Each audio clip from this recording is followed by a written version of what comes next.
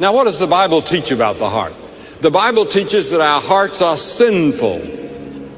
They're sinful. Mine is, yours is. We're born with it. From Adam and Eve. It's passed on from generation to generation. And the Bible says, first of all, that our hearts are full of evil imaginations. Proverbs 6:18, a heart that deviseth wicked imaginations. What do you imagine? What are your fantasies?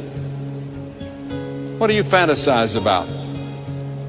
And then secondly, the Bible says the heart is desperately wicked and deceitful. Jeremiah 17:9, the heart is deceitful above all things and desperately wicked. Who can know it? That's your heart. That's what the Bible thinks of your heart. That's what God thinks about your heart and my heart.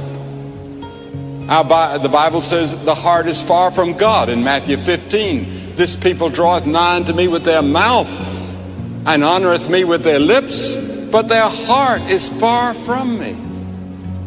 How many of us go to church and sing? How many of us go to church and listen to the clergyman? How many of us outwardly live a fairly good life, but our heart is far from God? We don't have that experience with Christ in which He's in our hearts all day long and we think about Him and pray to Him and He's close to us. But He should be. And we're not bearing in our bodies and lives the fruit of the Spirit, which is love and joy and peace and gentleness, faithfulness.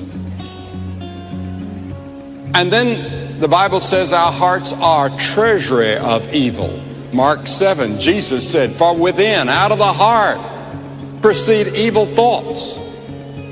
Evil thoughts come from the heart. Adulteries. You might commit adultery with your body, but it starts in the heart and in the mind. And fornications, and murders, and thefts, and covetousness, and wickedness, and deceit, lasciviousness, and evil eye, blasphemy, pride, foolishness. All these things, the Bible, Jesus said, come from the heart. So the most important thing in the world for you tonight is to be sure that your heart is right with God and that you have been forgiven of all those things.